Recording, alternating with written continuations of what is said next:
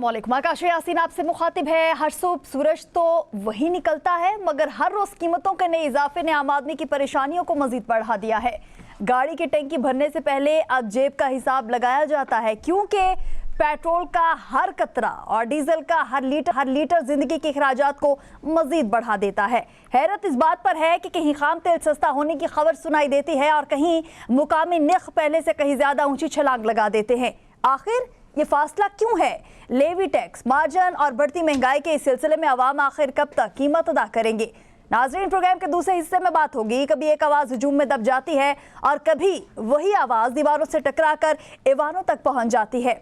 भारत में तलबा के एहतजाज ने ऐसा जोर पकड़ा है कि इक़्तिदार के दरवाजे हिल गए हैं और वज़ीर तालीम को अपना ओहदा छोड़ना पड़ा है। लेकिन ये सिर्फ एक इस्तीफे की कहानी नहीं है, बल्कि नौजवानों के गुस्से, इम्तिहानी निज़ाम पर उठते सवालात और इंसाफ के मुतालबे की दास्तां है। क्या ये एहतजाज वाकई तब्दीली का आगाज़ है या अभी कई इम्तिहान बाकी हैं? हमारे स्टूडियोज़ में हमारे एक्सपर्ट्स भी हमारा साथ देंगे, जिनमें इस वक्त हमारे साथ मौजूद है असगर चौधरी साहब और तारिक सुमैर साहब। बहुत शुक्रिया आप दोनों का। इसके साथ साथ हमें ज्वाइन करेंगे डॉक्टर अली इमरान और सायरा बानो। बहुत शुक्रिया आप सभी का। तारिक सुमैर साहब, इस वक्त प्रोग्राम का आगाज़ सर मैं आपसे करना चाह रही हूँ। सर, हमें ये बताया जाता है कि आलमी मंडी में जब तेल की कीमतें बढ़ती हैं तो फिर पाकिस्तान में भी बहुत ही ज़्यादा बढ़ जाती हैं, और आपको ये पता है कि अभी यौमिया बेस पे कीमतें जो हैं सर वो बढ़ रही हैं। उसके साथ साथ अगर देखा जाए तो कल यानी जुमे के रोज़ आलमी सतह पर तेल की कीमतें जो हैं वो कम हुई हैं, लेकिन पाकिस्तान में फिर भी पेट्रोल और डीजल की कीमत सर कल बढ़ी है। सर, ये हुकूमत जो है ये कोई बदला ले रही है?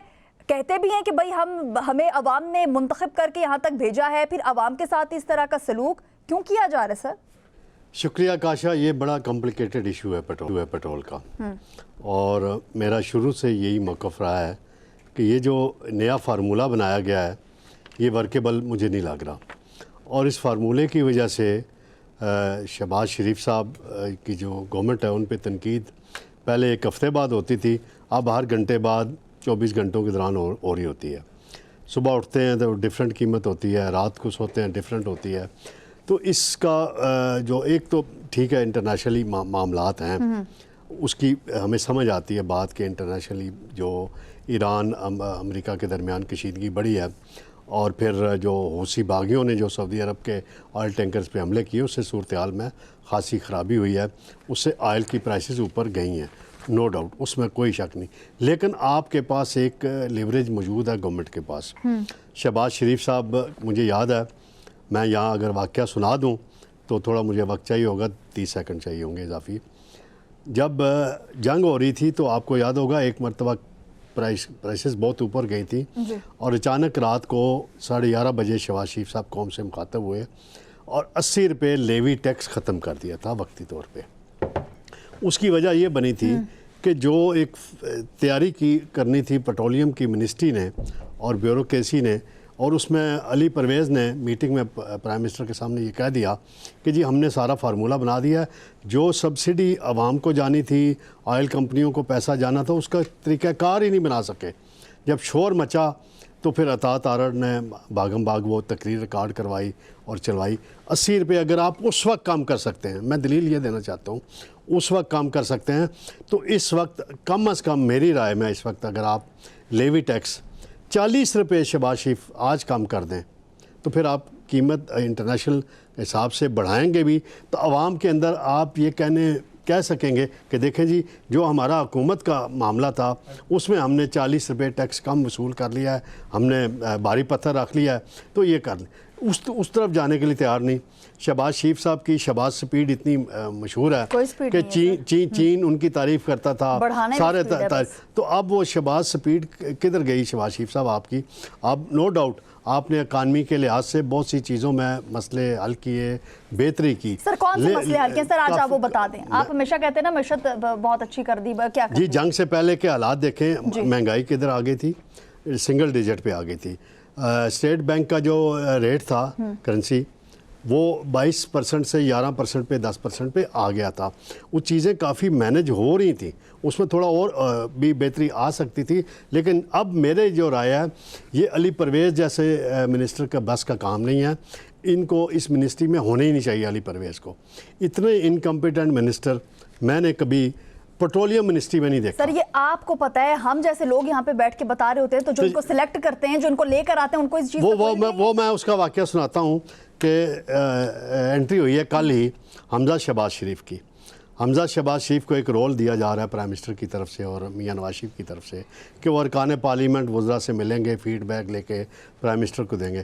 कल अली परवेज़ मलिक को बुलवाया हमजा शहबाज ने, पूरी ब्रीफिंग ली सारे इशू पे, क्योंकि हमजा शहबाज जो नून लीग के कारकुनों के साथ उसका बड़ा और लीडरों के साथ रब्ता रहता है, एक्स चीफ मिनिस्टर भी हैं और पार्टी में बड़ी उनकी नुमाया पोजीशन रही है हमेशा।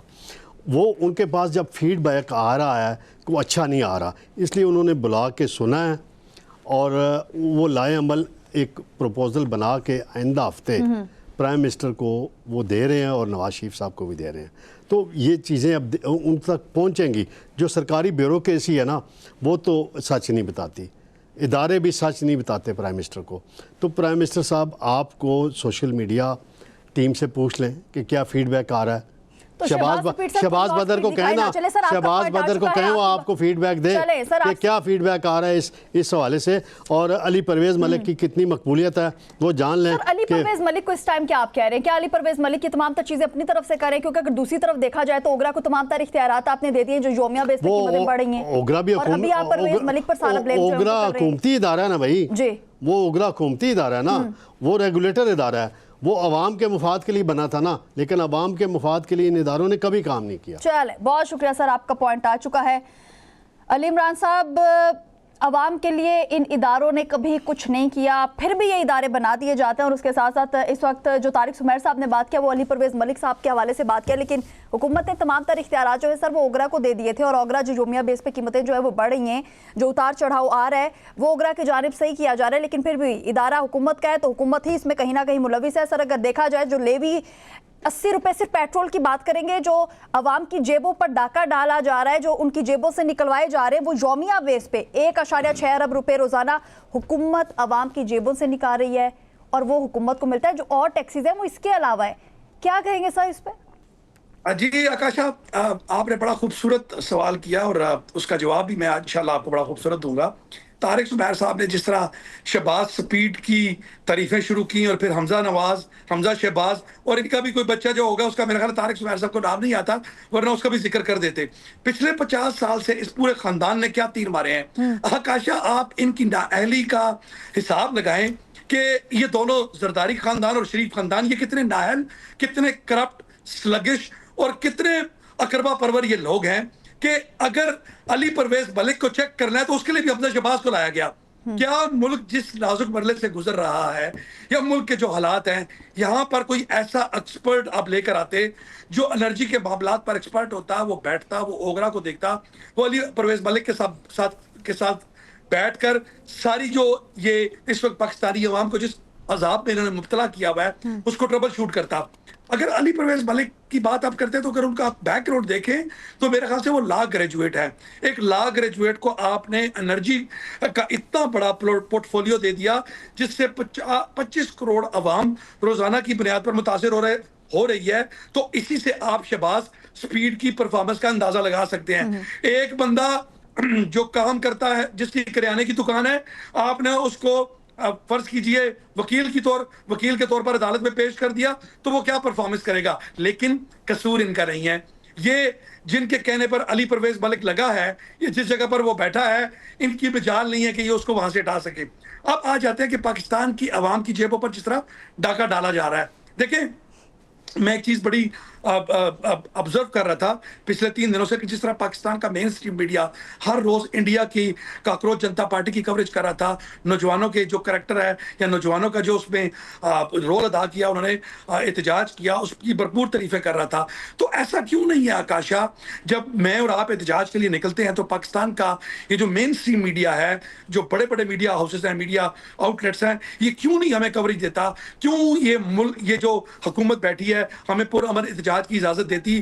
क्यों पुलिस जो है वो आती है, एक दिन लाठी चार्ज करती है, फिर वो तलबा उन पर दोबारा लाठी चार्ज करते हैं और फिर उनको दिल्ली के जंतर मंतर चौक के ऊपर खड़े होकर एहतजाज करने की इजाजत दी जाती है और फिर वहां का तालीम का मिनिस्टर है वो आज रिजाइन कर जाता है, लेकिन वो कहते हैं कि इसका रिजाइन करना काफी नहीं है। क्या अगर हमारी आवाम को ये इजाजत दी जाए कि वो निकले इन बदअनवान और जो करप्ट सियासतदान हमारे ऊपर मुसल्लत किए गए हैं, तो तब्दीली आ सकती है। मैं बार बार आपके प्रोग्राम में कहता हूं कि 2022 से लेकर 2026 तक 60,000 अरब रुपए का टैक्स लगाया गया, वो सिर्फ पेट्रोल पे नहीं था। और एक और चीज आकाशा, आज आप देखें कि ये जो इतना नाअहल शख्स जो पेट्रोलियम मिनिस्ट्री में बैठाया, वो क्या कह रहा है कि पेट्रोल की कीमत कुछ भी हो जाए, हमने तो IMF को जो 17 अरब रुपए का लेवी पेट्रोल की मद में पूरा करके देना है वो हम करके देंगे।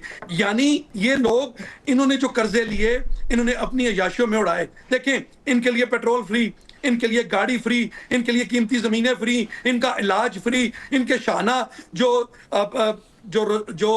तर्ज जिंदगी है, सब कुछ फ्री है। लेकिन टैक्सेस किस पे है आकाशा? मेरे पे, आप पर। इलाज हमारा फ्री नहीं, पेट्रोल हमारा फ्री नहीं, गाड़ी हमने खुद खरीदनी है। इस मुल्क में हमने अपने घर की सिक्योरिटी के लिए सिक्योरिटी गार्ड रखना है। पानी नहीं आता, हमने टैंकर खरीदना है। बिजली नहीं आती, हमने सोलर लगाना है। तो आखिर किसी ना किसी जगह पर कोई गलत तो है। मैं बार बार आपके प्रोग्राम में ये कहता हूं कि खुदा के लिए जो एस्टेब्लिशमेंट ने एक गठजोड़ रखा हुआ है इन करप्ट लोगों पर, जो नैबज़दा हैं, जिनके ऊपर अरबों खरबों, अब तो मैं कहूंगा कि रुपयों के नहीं बल्कि डॉलर्स के करप्शन के इल्जामात हैं और इनकी इल्जामात साबित हो चुके अदालतों में, लेकिन इनको हर दफा आके रेस्क्यू किया जाता है। इनके खिलाफ इनके अपने वजीर खारजा नायब वजीर आजम ने 164 के बयान दे दिए कि मैंने इनके लिए मनी लॉन्ड्रिंग की, ये अरबों खरबों डॉलर इस मुल्क से बाहर लेकर चले गए। लेकिन आज फिर ये पाकिस्तान के वजीर आजम, वजीर पेट्रोलियम, फॉरेन अफेयर के मिनिस्टर, वजीर दफा बनकर बैठे हैं। आखिर कहीं ना कहीं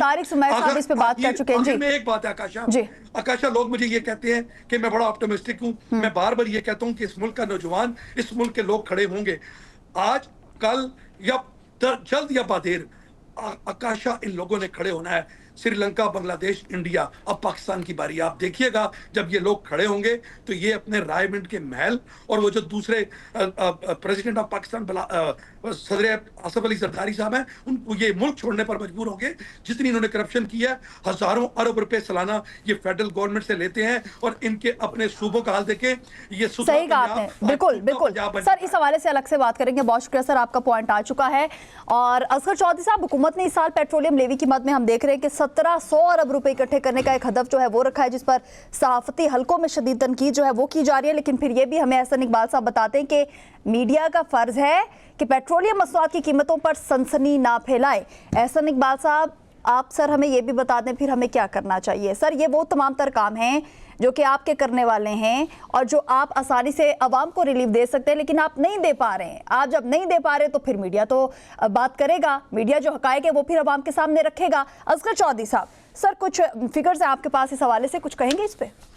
हाँ, बहुत शुक्रिया आकाशा, मुझे इजाज़त है ना वैसे जी, क्योंकि मैंने अपने प्यारे भाई हैं तारक साहब, इनकी भी कुछ बात का जवाब देना है। आकाशा, सबसे पहले तो मैं आपको ये बता दूं कि जो पाकिस्तान में पेट्रोल इस्तेमाल हो रहा है ना, ये मैं आज इंकशाफ कर रहा हूँ, ये पेट्रोल मिडिल ईस्ट से नहीं आ रहा है, ये बराह रास्त मरीख से आ रहा है यहाँ पर। सर मुझे डरा दिया, मैं समझी पता नहीं कहाँ से आ रहा है। और ये जो पेट्रोल आ रहा है इसके अंदर सोने के ज़रात हैं, इसलिए पूरी दुनिया में महंगा तरीन पेट्रोल हमारे पास है। और दूसरा, हमारे हुक्मरानों की कमाई का ज़रिया है, ये बहुत बड़ा ज़रिया है। वो एक बहुत बड़ी फ़ौज रखी हुई है पार्लियामेंट के सामने, देखें ना तो एक बड़ी बिल्डिंग है FBR जी, और उन्होंने एक फ़ौज ज़फ़र मौज पाल के रखी हुई है, जिनके बारे में कैसर बंगाली साहब ने एक मरतबा एक आर्टिकल लिखा था कि 70% को अगर घरों में बिठा दें तो परफॉर्मेंस बहुत अच्छी हो सकती है।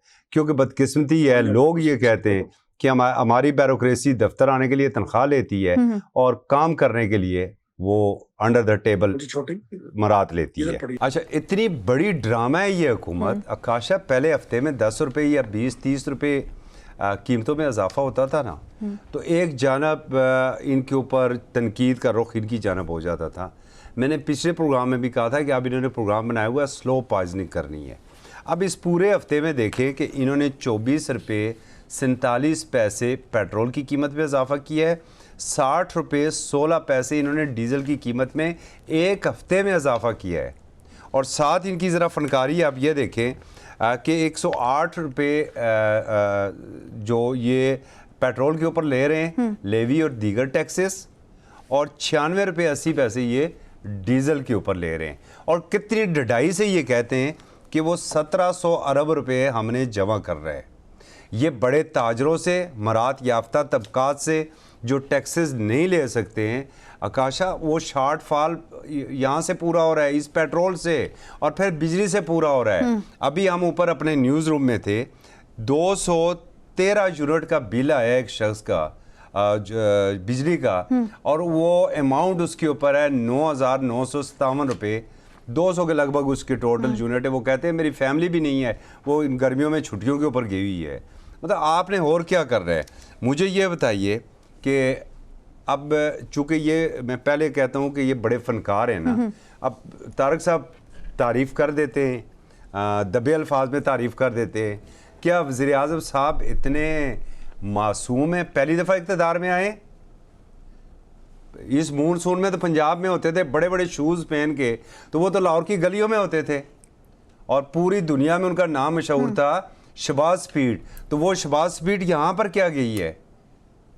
हमें क्यों नहीं वो नजर आ रही है? वज़ीर आला के तौर पर सही उन्होंने अपना वज़ीर आला के तौर पर किया, इस तरफ तो हर तरफ आप वो ये कह रहे हैं। और फिर इन्होंने कहा है कि जनाब बड़ा शहबाज स्पीड साहब, सर पता है सर, जो पहले भी दूध और शहद की नहरें थी ना, वो भी हमें पता है। आपने एहसन इकबाल साहब की बात की, पहले भी एक तर्जुमान साहब थे जो ये कहते थे कि 6 महीने मीडिया मुस्बत खबरें दें। मीडिया बेसिकली आपका आईना है, जैसी आपकी शक्ल होगी वैसी शक्ल उसके अंदर नज़र आएगी, वो शक्ल वहाँ से बदल नहीं सकती है। आप जो कुछ रोज़ाना कर रहे हैं ना, और अभी मेरे भाई डॉक्टर साहब ने एक बात की कि इजाज़त दे पब्लिक को। डॉक्टर साहब अगर दिल्ली के चौक पे वो पब्लिक निकली है ना, आप सारी सियासी जमातें एक दफ़ा हाथ खड़ा कर दें, आप कह दें हमसे कुछ नहीं हो सकता, फिर ये देखिएगा लोग खुदकशियाँ नहीं करेंगे, लोग अपनी घर वालों का जेवर बिलों के लिए नहीं बेचेंगे, लोग अपने जानवर सिर्फ बिजली के बिल की अदायगी के लिए नहीं बेचेंगे। ये मैं सबूत के साथ आपसे बात कर रहा हूँ कि एक बूढ़ी खातून है, उनका बिजली का बिल आया, उन्हें मजबूरन अपने घर की पालतू बकरियां बेचनी पड़ी वो बिल भरने के लिए। डूब मरने का तो मकाम उनका है जो ये पॉलिसीज बनाते हैं, हुकूमतों में आ जाते हैं, आगे बैठ जाते हैं, अपने लल्ले तलल्ले इनके पूरे हो रहे हैं, फ्री बिजली लेंगे, फ्री प्रोटोकॉल लेंगे, फ्री स्टेटस एंजॉय करेंगे। जी तो नाज़रीन, यहाँ पर वक्त है एक शॉर्ट ब्रेक का, हमारे साथ रहिएगा।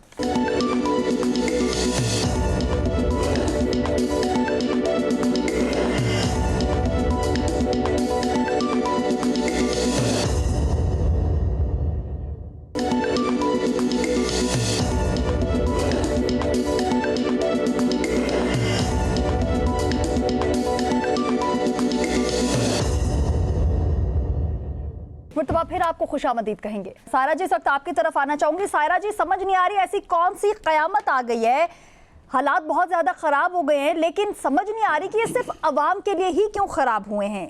आहिस्ता आहिस्ता मुल्क के हालात भी ख़राब होते जा रहे हैं, आम आदमी की ज़िंदगी भी अजीरन हो चुकी है। नित नए केसेस, खुदकुशियों के केसेस सायरा जी हमारे सामने आते हैं। बहुत सी ऐसी खबरें हैं जो कि पढ़ते हुए दिल एक दफ़ा दहल जाता है। लेकिन अब क्या समझती हैं कि तनकीद से बात आगे निकल जाएगी और बहुत जल्द कोई बहुत बड़ा इनकलाब आने जा रहा है? क्योंकि ऐसे ही कुछ बातें हमारे जो एक्सपर्ट्स हैं वो यहाँ पे बैठ के कर रहे हैं। अस्सलाम वालेकुम आकाशा, अभी आपने कहा कि क़यामत, मेरे हिसाब से तो वो कहते ना कि किसी ने कहा था कि क्या पता क़यामत आ चुकी है और हम जहन्नुम में रह रहे हो। ये जिस किस्म के ये फैसले हैं और ये हुकूमत, वो कहते ना कि ढीठ बनी हुई अपने कानों में, इनके कानों में इंशाअल्लाह ताला वो कहते ना कि तांबा पिघला के इनके कानों में डाला जाएगा रोजे क़यामत में, कि ये जो कहते ना कि अवाम की दादो फरियाद सुन नहीं रही। तो वो लग रहा है कि इन्होंने हमारे लिए ये दुनिया ही जहन्नुम बना दी है। ये जिस एरा में हम लोग जी रहे हैं, मुझे तो ये कुछ जहन्नुम से कम नहीं लगता। तो इनकलाब क्यों नहीं? मैं तो वो कहती हूँ ना कि जो हमारे इस पूरे रीजन में आपने देखा होगा, श्रीलंका, नेपाल और उसके बाद कल पड़ोसी मुल्क इंडिया में, मैं तो उस दिन का इंतजार कर रही हूँ कि जिस वक्त हमारे यहाँ ये इनकलाब आए। और इन लोगों को कितने के भागने का मौका भी ना मिले। बाकी जगह तो ये बांग्लादेश वगैरह में भाग गए थे, पनाह ले रही थी इधर उधर से जाकर, इनको तो कोई पनाह भी ना दे और इनको भागने का मौका भी ना मिले। अब वो कहते हैं ना, मतलब डेली बेसिस पे इनको किसने कहा है, आप इनकी अयाशियां देख लें, बार बार अब इनकी जिक्र करते करते मुझे तो अपनी ही फिक्र ना, वो अब कहते हैं कि वो बस ऐसे ही लगते हैं कि हम लोग दीवारों से सर पटक रहे हैं। मैं बोलूं कि जिससे मेरा ईमान चला जाएगा, वो लफ्ज बोलने से बचपन में हमें यही बोला था कि उनके सामने हम लोग ये बीन बजा रहे हैं। मुल्क के वजीर आजम है तो उस शख्स को तो किसी की बद्दुआ है कि तू मरते दम तक खुशामद करता रहेगा। उनका काम है, वो जिस वक्त आते हैं उनको राइट लेफ्ट जो भी मिले वो उसकी खुशामद करना शुरू कर देते हैं, वो वहां पर बटरिंग शुरू कर देते हैं। भले वो अमेरिका में खड़े हों, अजरबैजान खड़े हों, तुर्की खड़े हों, यहाँ पर अपनी किसी तकरीब में खड़े हों, ओ भाई अपनी कारकर्दगी दिखाओ। ये दरबारी लोगों की क्या कहते हैं, इस शायरी से और इन तमाम चीजों से हमारा पेट नहीं भरने का। पेट्रोल है, जब इनके पुराने फिक्रे देखे जाए, इनको तो सामने बिठाकर इनकी एक एक वीडियो चलाकर एक एक थप्पड़ इनके मुंह के ऊपर मारी जाए कि वो जो खातून है उनकी वो चल रही है कि जी 2021 की और 2019 की कि पेट्रोल बढ़ जाएगा तो लोग दवाई कैसे लेंगे, लोगों का रोजगार कैसे चलेगा। क्यों बीबी अब अंधी हो गई हो क्या? सारा समझ नहीं आती। सारा जी आपको याद है कि वो 4 रुपए पर मंथ का हवाला दिया जा रहा था और कहा जा रहा था कि 1 साल बाद इतना 48 रुपए इजाफा होगा। जी जी, ये करके मुझे समझ नहीं आ रही कि ये जिन्होंने इनको ला के हमारे सर पे मुसल्लत किया है, ये उनकी भी बदनामी है। जो ढके छुपे उनके ऊपर पर्दे थे, इन लोगों ने तो उनको ला के अवाम के सामने खड़ा कर दिया। सही। उनका इतना गंदा और गलत फैसला था कि उन्होंने अपनी इज्जत की भी परवाह नहीं की। ऐसे लोगों को ला के देखे, यहाँ पर लोग अवाम बेवकूफ नहीं है, सबको पता है कि किसकी पुष्ट पनाही और आशीर्वाद से ये लोग टोला आके बैठा हुआ है। अभी आप देख रहे हैं कि मुल्क में चल क्या है। मुझे तो उन साफियों से घिन आना शुरू हो गई है जो बड़े बड़े लिख रहे हैं ये इंडिया के प्रोटेस्ट के बारे में। ओ भाई, अपने बारे में क्या ख्याल है? अपने बारे में तो वीडियो चला रहे हैं, बंदा डक लेने यहाँ, बंदा चुक लेने यहाँ, और बड़े फखरिया अंदाज में बता रहे हैं। मैं तो कहती हूँ वहां पर ये कॉकरोच जनता पार्टी है, यहाँ पर तो कीड़े मकोड़े या भेड़ बकरियां कोई पार्टी है। यहाँ पर अवाम खुद ही उठे और उसके बाद ये कि इनको भागने पर मजबूर कर दे कि जो इन्होंने जुल्म इन्होंने किया हुआ है, शर्म नहीं आती। डूब बनने का मुकाम है आकाशा इनके लिए कि आज ये फैसले कर रहे हैं कि जो गंदुम है वो हम लोग दरामद करेंगे। किसी चुल्लू पर पानी में किसी जाके मुंह दे के इन लोगों को जाना चाहिए। उसके बाद मैंने तो आपके उसमें कह रही हूँ कि अभी ये इलेक्शन हो रहे हैं गिलगित बल्तिस्तान, तो खैर वो कहते हैं कि लाडलो का अच्छा चल बेटा ये तू ले ले। अभी गिलगित ये आजाद कश्मीर में हो रहे हैं, एक पार्टी कह रही है इसको हम ये बना देंगे, दूसरी पार्टी कह रही है हम ये बना देंगे। वो जो पंजाब या लाहौर बनाने इनके पास दिखाने के लिए लाहौर है, बाकी पूरा सूबा में वो डूबा हुआ है। और रात यहाँ पर 3:30 बजे यहाँ पर सांगड़ में लाइट नहीं थी और इनको इज्तिमाई बद्दुआएं दे रहे थे हम। ये अवाम को बेवकूफ समझते हैं कि एक कह रहा है मैं सिंध बना दूं, एक कह रहा है मैं पंजाब बना दूं। तुम लोगों ने किया क्या है 77 साल में? मैं इस तरह के अल्फाज इस्तेमाल नहीं करती, मगर इनके मोटे दिमाग तालीम से दूर कि वहां पर भी जाके लोगों को बोल रहे हैं कि तुम लोगों के पास बाथरूम आ जाएगा, तुम लोगों के पास ये आ जाएगा। ओ भाई, ये जो सड़कें चीजें बनी है, मेरे पास रोटी नहीं है, क्या करूं मैं? चाटू जाके उन सड़कों को। गंदुम अभी जो थोड़ी बहुत हमने लगाई है, मेरे ख्याल में अगले साल मेरी वो कमर भी नहीं रहेगी कि जो मैं 50 एकड़ अपने खाने के लिए लगा लूं मैं। इनकी फनकारियां नहीं खत्म होती। पहले हमें सालसी किधर गई सालसी? वो तो ट्रंप वापस वो लगा हुआ है। और जिस तरह अभी इन्होंने चौधरी साहब ने कहा कि वो जो पेट्रोल है उसमें कुछ सोने के जरात होते होंगे। एक अली परवेज मलिक, आपने पहले भी काट दिया कि जज का दामाद उसको इतना उनके करीब है कि वो आकर बताता है हमें उस औरंगजेब को रखा हुआ है, अवैस लगारी वो हो गया। ये इन तीनों को तो कि जो इन्होंने अवाम का हाल किया, मगर ये भी सारे ऐसे बैठे हुए, ये एहसन इकबाल टाइप, मतलब मुझे सारा जी उन्होंने हाल तो किया, लेकिन उनको भी तो इंस्ट्रक्शंस मिलती हैं तभी होता है ना। सारा जी, आपने कश्मीर के इलेक्शन के हवाले से बात की। नहीं, इंस्ट्रक्शंस मिलती है तो ये जो बैठे हुए क्या अवाम में नहीं आना? क्या वापस से फॉर्म 48 आएगा? क्योंकि फॉर्म 47 आपने 2024 में देखा था, अब फॉर्म 48 और 39 जो आएगा उसमें हमें जूते भी पड़ेंगे। अच्छा सायरा जी, सायरा जी आपने कुछ इलेक्शन के हवाले से बात की ना, आपने थोड़ा सा इलेक्शन के हवाले से बात की, तो मैं कश्मीर इलेक्शन पे आपसे कुछ पॉइंट लेना चाह रही हूँ, क्योंकि देखिए कि 10 बसेस जो है मरियम नवाज साहिबा ने वहां पर भिजवा दी हैं, उसके साथ साथ मरियम औरंगजेब साहिबा पैसों से भिजवाइए। अच्छा सायरा जी, पैसों से भिजवाइए, अपनी जमीन जायदाद बेच के भिजवाइए। और ये इलेक्शन कमीशन कहाँ मरा हुआ है कि दूसरी तरफ अगर एक सूबे का वजीर आला जाता है तो उसका फैसला महफूज कर लेते हैं कि बेटा तुझे तो किसी वक्त भी नाअहल कर सकते हैं। हमें तो ये पता था कि वहां पर जी जो सिटिंग एमएनए एमपीए या वो होता है वो जाके इलेक्शन पे असरअंदाज नहीं हो सकता।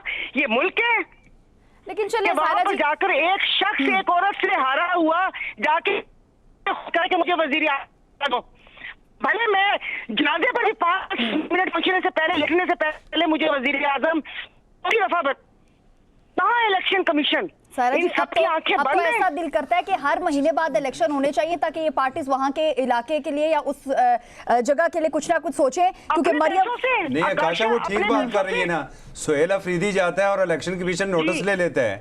अब नोटिस नहीं लिया जा रहा। बच्चे दिए पंजाब में, वहां पर हॉस्पिटल नहीं है, पेट्रोल छिड़क के खुदकुशी कर रहे हैं, सारा कुछ कर रहे हैं, और ये यहाँ पर वहां पर जाकर इलेक्शन के दिनों में पैसे, इलेक्शन के दिनों में जाके बसें देना, और फखरिया बता रहे हैं कि जी वो बंदा सो जाते हैं एसी में, डूब मरने का मुकाम है कि घर में लाइट नहीं है, मीरपुर में इंटरनेशनल एयरपोर्ट भी है जी, उस सहूलत को ना एयरपोर्ट आउटसोर्स कर रहे हैं, टक्के टोकरी करके एयरलाइन बेच दिए अपने बापों को, और उसके बाद यहाँ पर क्या बड़ा इश्तियारा या डेवो बसेस चलेंगी एयरपोर्ट पे, या जिस तरफ से भी इनका भागने का दिल करे उस तरफ से भागा जाए। इन्होंने बसें क्या अपने पैसों से दिए? लोगों के पास ना सेहत ना तालीम, पूरा पंजाब डूबा हुआ है। ना इन्होंने कोई वो कहते हैं कि दरियाओं के पुश्ते मजबूत करवाए, ना नहरों के, ना कोई डैम बने। इनके ड्रामे देख लें, और उससे पहले आपने एहसन इकबाल का कहा था कि जी सनसनी ना फैलाएं।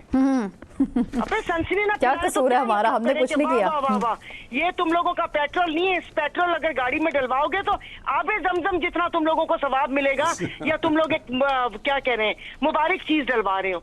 इनको शर्म से डूब मरना चाहिए। आपने कहा अभी के उनको इंस्ट्रक्शन मिलती हैं, इंस्ट्रक्शन ये फॉलो क्यों करते हैं? मैं वही तो कह रही हूँ कि इसका मतलब है कि आगे इन्होंने यही फार्मूला अपनाना है। बात कट गई थी कि ये मुझे पता है कि वोट भी डालेंगे और 2 मारेंगे हमें, और देखेंगे कि बताओ किसको वोट डाला है तुम लोगों ने। ये पता नहीं मुल्क को किस तरफ लेके, फिर कहते हैं हर फैसले में मुल्क को कौम साथ है। मैं 12 बोल चुकी हूँ बेटा, मेरे घर मेरे इलाके में भूख है, हम परेशान हो गए हैं, हम बिजली इस्तेमाल नहीं कर सकते। जी सायरा जी, अब आवाम की बस हो गई है। असगर चौधरी साहब, सायरा जी आपसे कुछ पूछना चाह रहे हैं। जी असगर साहब। सायरा जरा ये बताइएगा, देखें आपको अब अंदाजा नहीं हो रहा है कि ये न्यू नॉर्मल सेट हो चुका है कि जी अब हमें वोटर के पास जाने की जरूरत ही नहीं है, वरना एक सियासी पार्टी तो ऐसे इकदामात ना करती। इनके हालात ऐसे हैं, कल को बैठेंगे, डीलर लोग हैं, पैसे लेके बैठेंगे, बोली लगेगी सूबों की, कौन सा सूबा किसके पास जाना है, कौन सा सूबा किसके पास नहीं जाना। और भाई हमारी जान छोड़ दो, या तो फिर आप एक खुला आप वो करो कि कौन यहाँ से जाना चाहता है, जो कौन यहाँ से चाहता है। यहाँ पर सुई गैस का बिल है, सुई गैस का बिल कितना, उस पर फिक्स चार्जेस कितना? आपने कभी सोचा था कि सुई गैस का बिल 2,500-3,000 हजार रुपए नॉर्मल एक कमरे का 2,500-3,000 हजार सुई गैस का बिल आया, और वो गैस जो कि है ही नहीं। मैं तो बस मैं अभी पहले बात क्या करूं कि ये कोई और शुरू करे ना करे, मैं तो खुद अपने आप से ये तहरीक शुरू करवाती हूँ, और कोशिश करूंगी मैं कि आवाम को समझ आ जाए कि मेरे पास पीने को पानी नहीं है, मैं पानी खरीदती हूँ। आकाशा दिन में सिर्फ 3 घंटे गैस आती है, और वो भी नहीं आती, हमारे अपार्टमेंट है नीचे से गैस जब आती है 6ठे 7वें फ्लोर तक, वो प्रेशर भी नहीं होता, चलता ही नहीं है। तो मैं क्यों इनके साथ हूँ, मैं क्यों इनके फैसलों में साथ हूँ जो आके गंदी शक्लें लेके बताते हैं कि मुल्क कौम के फैसले, मुल्क कौम आपके साथ है। और भाई मैं नहीं साथ हूँ, मैं बार बार कहती हूँ, मेरे से इन्होंने जीने का हक छीन लिया है, हम लोग पागल हो गए हैं। हम हर वक्त पानी के कैन को देखते रहते हैं कि ये कम से कम इसको 1.5 दिन चला लो, गैस है वो फालतू ना चले, लाइटें बंद करते रहते हैं, एसी है कि अगर कमरा ठंडा हो गया उसको, इन्होंने लोगों को जहनी बीमार बना दिया। खुदा इनको ऐसी बीमारी में मुब्तला करे, इन्होंने पागल कर दिया हमें। लेकिन ये बददुआओं से मसला हल तो नहीं होगा ना। बददुआओं से मसला नहीं है। अब मैं बोलने लगी हूँ और मैं अभी इसकी पे वीडियोस भी बनाऊंगी, आपको बोलूंगी कि आपका पूरा का पूरा आशीर्वाद इनको साथ है। जब साथ खड़े होते हैं, तारीफें होती हैं, आपको ये हालात क्यों नहीं नजर आ रहे? आप करना क्या चाहते हैं? मतलब आके यहाँ पर कोई, फिर इससे बेहतर है कि सामने आज के चले जाए। इन शक्लों कर दे, मैं सारी परेशानियां बर्दाश्त कर लूंगी, पेट काट लूंगी, मगर ये जो उस पार्टियां जो 77 साल से मुसल्लत है हमारे सर पे और इन्होंने हमें, तो सायरा जी कौन आए सामने? अब आप देख लें कि पीटीआई भी एक तरफ हर चीज का बाइकआउट करके बैठी हुई। सायरा जी कौन आ सकते हैं आगे? आकाशा जो हर वक्त पसे पर्दा होते हैं, सामने आ जाएं। सब उन्होंने करना है तो सामने आ जाएं। अभी वो एक डाकिया है, वो मुन्ना फारूक, कौन है मुनीफ फारूक, वो आके बता रहे हैं कि ये होगा। ये डाटा में घुस रहे हैं। कौन कौन सा डाटा जो तुम लोग घर में वो लगवाते हो, मुझे पता चला है। अबे 24 घंटे तो गेट नंबर 4 पे औंधे मुंह लेटे रहते हो, तुम्हें कहां से पता चला है? उन्होंने ही बताया होगा ना कि ये करना है, ये नहीं करना। तो आप मुझे बताएं, एयरपोर्ट पे जा नहीं सकते, उनका दिल चाहेगा हमारा फोन छीनेंगे, देखेंगे कि माँ बदौलत वालों के खिलाफ तो कोई ट्वीट बीच में नहीं है या कोई वीडियो तो नहीं रखी हुई।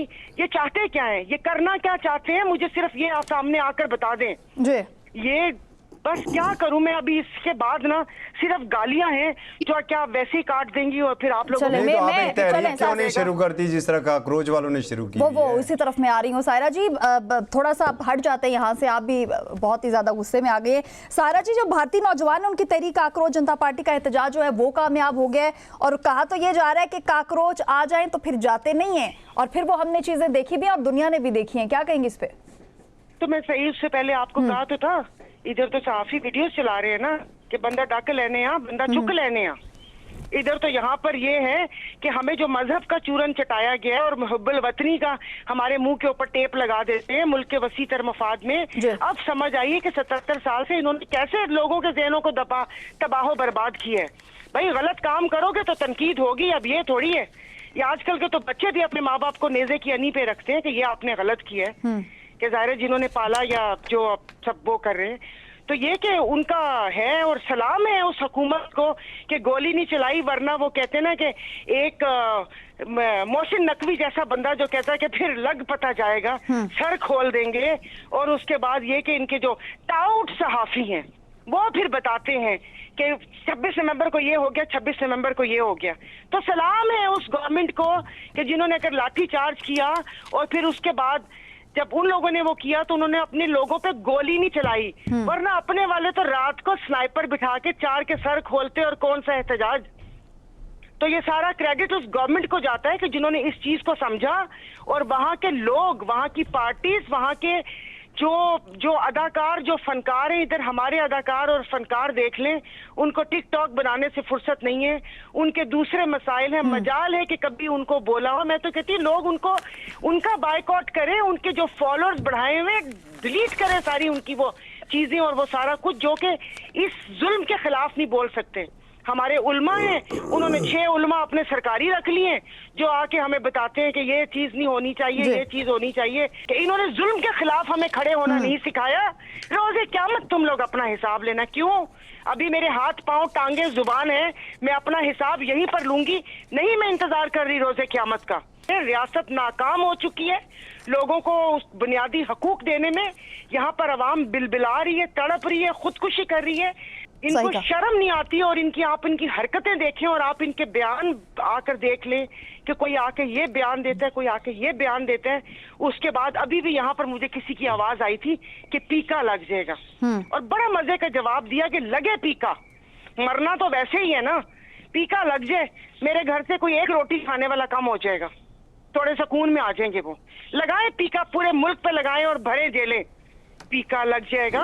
पीका, तुम लोगों की हरकतों के खिलाफ हम बोले ना कि पीका लग जाएगा। यहाँ पर खुदा जाने सऊदी अरब से भीख मांग रहे हो तेल की, अमेरिका से मांग रहे हो डॉलर।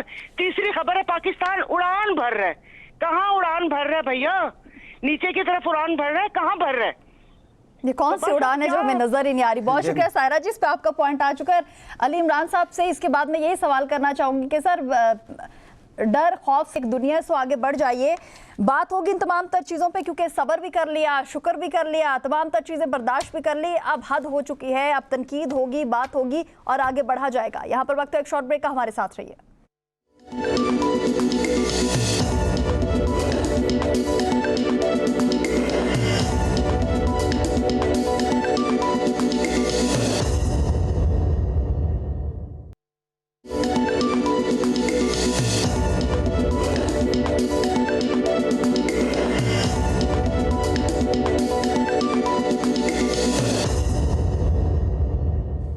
एक मरतबा फिर आपको खुशामदीद कहेंगे। और एक आखिरी सवाल असगर चौधरी साहब, तारिक सुमैर साहब, आपसे करना चाहूँगी, क्योंकि इसके बाद सर हमारा टॉपिक चेंज हो रहा है। आखिरी साल क्योंकि टॉपिक चेंज हो रहा है ना सर, एक तरफ हुकूमत अवाम पर हम देख रहे हैं कि 1700 अरब का टैक्स जो है वो बोझ भी डाल रही है, दूसरी तरफ हम देख रहे हैं कि ब्यूरोक्रेसी और हुकूमती अशरफिया की जो स्पेशल अलाउंसेज हैं और शाखर्चियाँ सर, शाखर्चियाँ बंद नहीं हो रही हैं। मतलब तमाम तर क्या जो कुर्बानियाँ हैं, जो बलि का बकरा बनना है, वो क्या सिर्फ अवाम नहीं बनना है, इन लोगों को कोई पूछने वाला नहीं है? जी, आपने ये जो बात की है ना, मैं इस पे अपने ट्वीट भी कर चुका हूँ जी सर, कि ये ब्यूरोक्रेसी के लिए स्पेशल अलाउंस, तो ये अगर फंड 1 साल के लिए रोक के आप पेट्रोल पे सब्सिडी दे देते कि भाई आपने ब्यूरोक्रेसी को ज़रूर नवाजना है, आप उनको कहते जी जब हालात बेहतर हो गए ब्यूरोक्रेट्स को हम और देंगे। तो इस तरह की चीज़ें हुकूमतों को करनी नहीं चाहिए। जब आप मौका है, मौके की नज़ाकत देखें कि हालात किस तरफ जा रहे हैं। पेट्रोल की जो सूरत हाल है उस पर मेरा मौक़िफ़ मैं आपको जो बता चुका हूँ, पहले बता चुका हूँ कि उसमें यहाँ बड़ी मैडम सायरा बड़ी काबिल एहतराम है, बड़ी इनके जज्बात का भी एहतराम है, लेकिन देखने की ज़रूरत है कि 70 साल में कौन कौन हुकूमत में रहा, कब कब रहा, कैसे आया, कैसे गया, उसका बड़ी लंबी फिर बहस हो जाती है, हर एक का हवाला दे। तो गलतियां सब ने की हैं, सब उसके ज़िम्मेदार हैं। तो और जिसने सबसे ज़्यादा किया, जिसने सबसे ज़्यादा किया है, और जिन्होंने ये जो सिस्टम 2017 में, मेरी सोच के मुताबिक 2017 तक जो सिस्टम था वो बहुत बेहतरीन चल रहा था। मसाइल ज़रूर थे, लेकिन मसाइल में हल करने की तरफ कोशिशें हुई थी। दहशत गर्दी का वाला हंसे ना, ज़रा सब्र करें। दहशत गर्दी को कंट्रोल किया गया काफ़ी हद तक, लोड शेडिंग को ख़त्म किया गया, मुल्की मसाइल को एक तरफ। लेकिन एक साजिश उस वक्त की गई, उस साजिश करने वाला एक किरदार रिटायरमेंट लेके आराम से घर में बैठा हुआ है, सिगार पी रहा। सालों को भूल क्यों नहीं जाते? नहीं भूल इसलिए 78 सालों में से 3.5 साल निकाल देगा। नहीं भूल क्यों जाएं जी, कि जब उस वक्त से आपने आगाज़ किया। और मैं अक्सर कहता हूँ कि जो उस वक्त गलती की गई उसकी सज़ा ये कौम पता नहीं कब तक कौम भुगतेगी। उनको तो कुछ नहीं हुआ, जिनके खिलाफ साजिश की वो फिर इख्तिदार में आ गए। सज़ा आवाम जाता है कि आपको चीजें भुगतना पड़ेंगी। बहुत शुक्रिया सर, इस पे आपका पॉइंट आ चुका है। सर मैं अगले टॉपिक की तरफ जाना चाहूंगी, तो इस वजह से सर पॉइंट आ गया आपका। एक बात सर मैं आप पे फिर आऊंगी, अगला सवाल आपसे ही करूंगी। असगर चौधरी साहब कुछ कहना चाह रहे हैं? जी, मैं मासूम सर से एक सवाल सर। जी सर, हमारा क्या कसूर है? 77 सालों में बेड़ा तो हमारा गर्क हो रहा है ना। तारक साहब सिर्फ इतना बता दें हमारा कसूर क्या है, हम किसका गिरबान पकड़ें, बस इतनी सी गुजारिश है।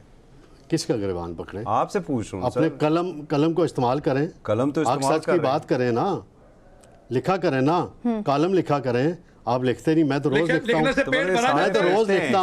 मैं तो रोज लिखता हूँ। सर लिखने से बात आगे बढ़ गई है। तारिक सुमैर साहब, करने वाली बात होती है, तनकीद करता हूँ, जहाँ निशानदेही करने वाली गलती की होती है निशानदेही करता हूँ, और सारी जिंदगी ये कलम सबसे बड़ी ताकत है, इस कलम से सब कुछ किया जा सकता है। हुक्मरानों के सामने बैठ के इतनी सख्त गुफ्तगू मैं करता हूँ कि कोई शायद कम लोग करते हो। चलें, बहुत शुक्रिया सर, बहुत शुक्रिया sir, thank you so much sir, आपका पॉइंट आ चुका है। अली इमरान साहब आपकी तरफ आना चाहूंगे। सर टॉपिक चेंज हो चुका है। मई 2026 के नेट यूजी इम्तिहान में बेकायदगियों का 2 माह से जारी शदीद एहतजाज के बाद हम देख रहे हैं कि भारतीय जो वजीर तालीम हैं उन्होंने इस्तीफा दे दिया है, और एक सख्त किस्म का सर एहतजाज हमारे सामने आया था और फिर पूरी दुनिया ने उस पर बात भी की थी और वह एहतजाज देखा भी था।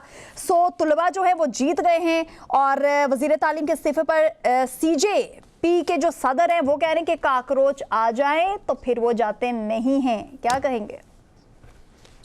बिस्मिल्लाहिर्रहमानिर्रहीम। आकाशा देखिए, थोड़ा सा अगर इस पे नजर डाल रहे हैं तो ये एहतजाज शुरू कहाँ से हुआ था। इंडिया के अंदर एक इम्तिहान होता है जिसको नीट का एग्जाम कहते हैं, नीट NEET, उस एग्जाम में हर साल इंडिया से 20 लाख लोग उसके अंदर अपीयर होते हैं, और उस 20 लाख में से तकरीबन 1,30,000 लोग हैं जो उस एग्जाम को पास करते हैं। फिर वो इंजीनियरिंग और मेडिकल और वकालत के शोबे को ज्वाइन करते हैं, यानी उनके मेरिट का तयन ये एग्जाम करता है। गुज़िश्ता 4-5 सालों से ये हो रहा था कि उस एग्जाम के हर साल पेपर लीक हो जाते थे, और उन पेपर लीक्स होने की वजह से इंडिया में कई तालिब इल्मों ने खुदकुशी कर ली, और उन पेपर लीक्स होने की वजह से लोगों को फिर आगे कई माह इंतजार करना पड़ता था। इस चीज से मायूस होकर उन लोगों ने इस दफा जब पेपर लीक हुआ तो इंडिया के जो तालिब इल्म थे, जिसको हम जनरेशन जी कहते हैं, और जनरेशन जी जो है उसकी जो मेजॉरिटी है वो काकरोच जनता पार्टी है, और काकरोच जनता पार्टी जैसे बनी तो उसकी भी पस मंजर आपको पता है कि इंडिया के सुप्रीम कोर्ट ने एक बयान दे दिया कि ये जो जनरेशन जी है ये हर वक्त सोई रहती है, ये कायल है, ये नाअहल लोग हैं, ये कुछ नहीं कर सकते। तो उससे फिर वो काकरोच जनता पार्टी बनी और उन्होंने एहतजाज दिल्ली के अंदर शुरू किया। आकाशा, अब एहतजाज तो एक तरफ है, हम जब एहतजाज की बात करते थे कि हर माशरे के अंदर जो लोग एहतजाज के बाहर निकलते हैं उनका अपना एक मान होता है अपनी हुकूमतों पर, अपने इक़्तिदार में बैठे हुए लोगों पर, अपने बरसरे इक़्तिदार जो उनके नुमाइंदे होते हैं उन पर, कि कम से कम अगर एहतजाज के लिए हम बाहर निकलेंगे तो हमें ये लाठी मारेंगे या हमारे ऊपर पानी फेंकेंगे, लेकिन उनको पता है कि या हमारे ऊपर गोली नहीं चलाएंगे, हमारी जान नहीं लेंगे। इसी चीज को देखते हुए इंडियन की जो जनरेशन सी है वो बाहर निकली, जंतर मंतर चौक पर आए, पुलिस ने लाठीचार्ज किया, लेकिन बात ना बनी, आवाम बढ़ती गई और तकरीबन 1 लाख लोग के करीब लोग बाहर निकले।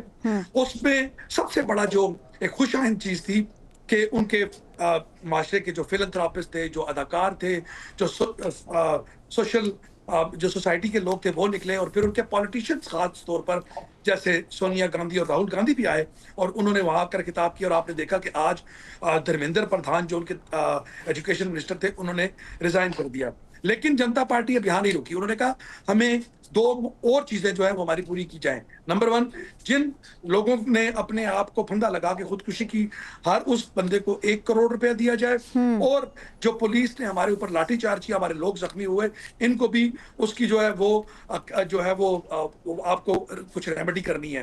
देखिए, अगर ये सारी चीजें हमारे मीडिया पे रिपोर्ट हो रही हैं तो मेरी बड़ी एक मासूमाना सी गुजारिश है इस सिस्टम के जो ऊपर बैठे लोग हैं कि अगर आप उन लोगों का इंडिया का ये देखिए, आपने इंडिया को पिछले 4 दिन में इस पूरे एहतजाज को एक एक मिनट को पाकिस्तान के मेन स्ट्रीम मीडिया ने कवर किया। अब आप मुझे ये नहीं पता कि ये कवरेज इन्होंने अच्छाई के लिए की या बुराई के लिए। पाकिस्तान में तो ये किसी किस्म का एहतजाज नहीं होने देते, किसी को बाहर नहीं निकलने देते, जो निकलता उसके सरों में गोलियां मारते हैं। तो फिर इंडिया का एहतजाज दिखाकर ये इंडिया का एक सॉफ्ट जो इमेज है वो पाकिस्तान में उजागर कर रहे हैं कि इंडिया में जो जमहूरियत है वो बेहतरीन जमहूरियत है, जहां पर लोगों को बात करने की इजाजत है, जहां पर लोगों को अपने हकूक के लिए निकलने की इजाजत है, और उनके ऊपर गोलियां नहीं बरसाई जाएंगी, उनको अगवा नहीं किया जाएगा, उनके घरों में नहीं घुसा जाएगा। तो आपको इंडिया को फिर क्रेडिट देना पड़ेगा कि उनकी जो जमहूरी सिस्टम है, जो जमहूरी निजाम है, वो पाकिस्तान से कहीं बेहतर है। और एक और चीज मैं आपको बताऊं कि ये एहतजाज यहाँ रुकेगा नहीं, मुझे ऐसा लगता है कि ये एहतजाज मजीद बढ़ेगा और इसके नतीजे में शायद सर उनकी मांगें पूरी हो गई हैं, फिर क्यों आगे बढ़ेगा?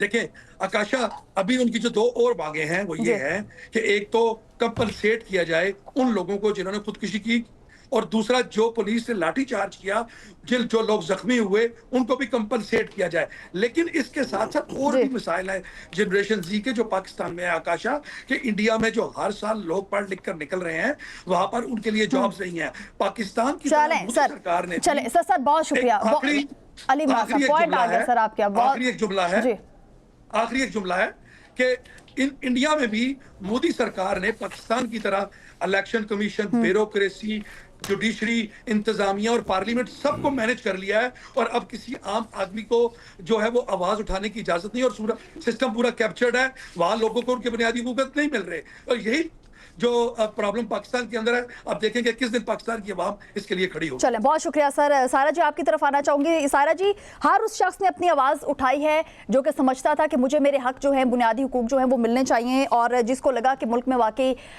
जो मजलूम है उसके साथ नाइंसाफ़ी जो है वो की जा रही है।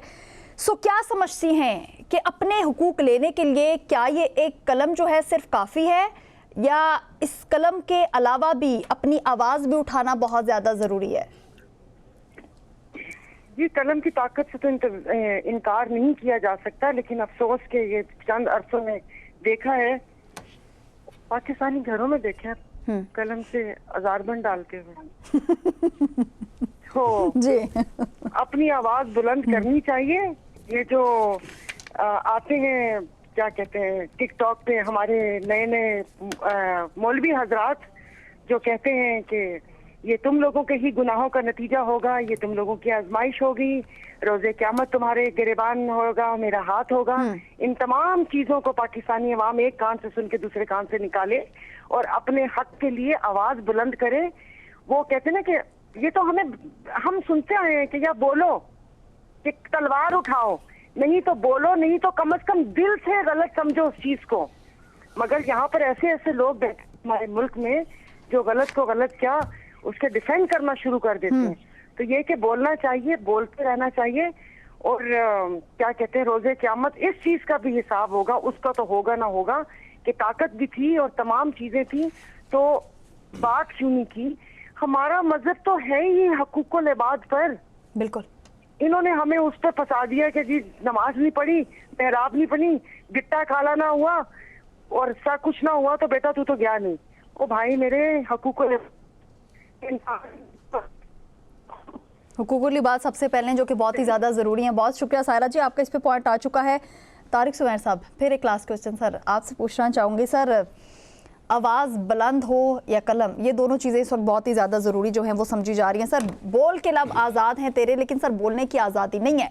ऑनलाइन वजूद में आने वाली काकरोच जनता पार्टी ने इस एहतजाज की क़यादत की और फिर वज़ीर तालीम के इस्तीफे तक का जो सफ़र है उसको सर किस नज़र से देख रहे हैं आप? ये बड़ा अहम वाक़या हुआ है इंडिया में। आपको पता ही है कि जैसे कि अली इमरान ने साहब ने बड़ी डिटेल के साथ इसका सारा पस मंज़र भी बयान किया। मैं रेपिटिशन में नहीं जाना चाहता। वहाँ एक नौजवान लड़की का मैंने कल परसों वीडियो देखी जो ख़िताब कर रही थी। बड़े उसके स्पेसिफिक जुमले उसने इस्तेमाल किए और उसने मकबूजा कश्मीर के अंदर जो भारतीय फ़ौज के मुजालिम थे उसका भी तज़किरा किया। वो हिंदू लड़की थी और बड़ी खुशाइंद बात थी कि मकबूजा कश्मीर में इंसानी हकूक़ की खिलाफ वर्जियों का उसने तज़किरा किया। जो ये जंतर मंतर चौक है बड़ा मारूफ इलाका है नई दिल्ली का, और यहाँ पे प्रोटेस्ट हुआ और उसमें बड़ी नौजवान नस्ल जो इंडिया की वो बाहर आई। तमाम तबकात के लोग थे, तमाम उसमें मज़ाहिब के लोग शामिल थे। और नरेंद्र मोदी को नसीरुद्दीन शाह जो मारूफ अदाकार हैं उन्होंने जाहिल हुक्मरान करार दिया इंडिया का, कि जाहिल हुक्मरान जब आएंगे तो इंडिया का ये हाल होगा। तो लेकिन ये वज़ीर तालीम अगर उससे पहले इस्तीफ़ा दे देते और इतनी मूवमेंट ना बनती तो ज़िदबाजी वहाँ भी सियासत के अंदर है। नरेंद्र मोदी का जो किरदार है वो तो आपको पता ही है, सबको पता है कि एक तो उसने हिंदू कार्ड खेल के हुकूमतें 3 मरतबा हासिल की और मुसलमानों पे जुल्म किए, बाकी अक़लियतों पे जुल्म किए। पाकिस्तान के अंदर बात की जाती है तो पाकिस्तान के अंदर एक डिफरेंट सूरत हाल रही है माजी में अब तक की जो मतलब कि सियासी पार्टियाँ ही आगे आती हैं। तहरीक निजात हो 93 वाली, MRD की तहरीक हो या जनरल अयूब ख़ान की स्टूडेंट्स तहरीक हो जो रावलपिंडी से शुरू हुई थी, गॉर्डन कॉलेज से और गवर्नमेंट कॉलेज से और इंजीनियरिंग कॉलेज से, पेशावर रोड से शुरू हुई थी।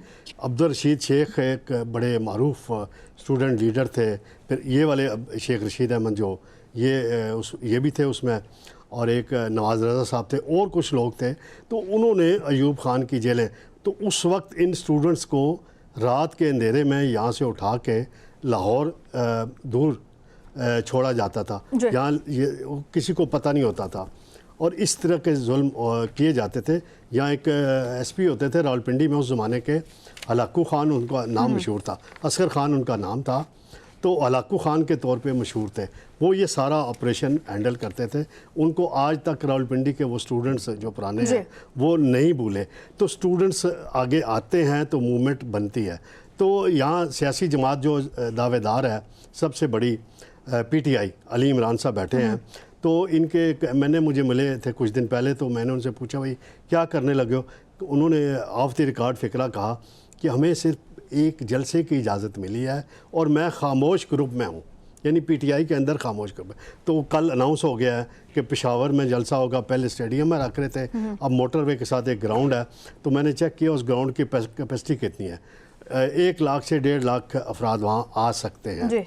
अगर ये 1.5 लाख अफराद भी वहाँ जमा कर लें तो बड़ा सर, वो कह मैसेज रहे हैं जा कि सिर्फ सकता है। वहां तक नहीं ये जलसा नहीं होगा, बल्कि उसके बाद मुल्क गिर एहतजाज की तरफ हम नहीं, लोग कोई जा रहे एहतजाज हैं। नहीं होगा। मैं आपको बता रहा चलिए हूं, सर, आप बता वो रहे हैं, लेकिन लाए वो अमल इस दे वक्त रहे हैं, पार्टी के लाए तर्जुमान अमल हैं। दे देंगे जो रवायती किस्म का होगा।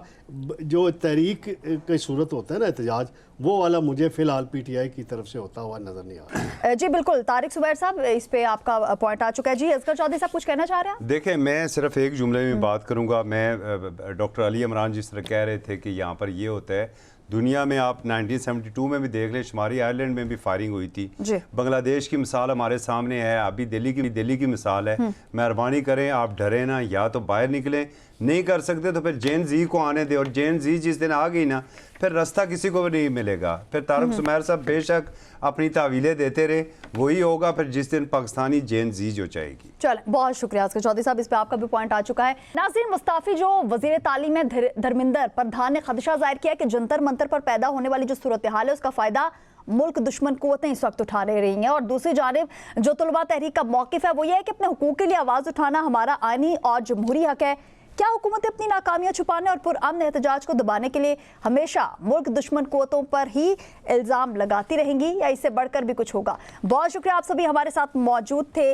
सायरा जी, डॉक्टर अली इमरान साहब, असगर चौधरी साहब और तारिक जुबैर। इसी के साथ ही अपनी मेज़बान आकाशा यासीन को दीजिए इजाज़त। खुदा हाफ़िज़।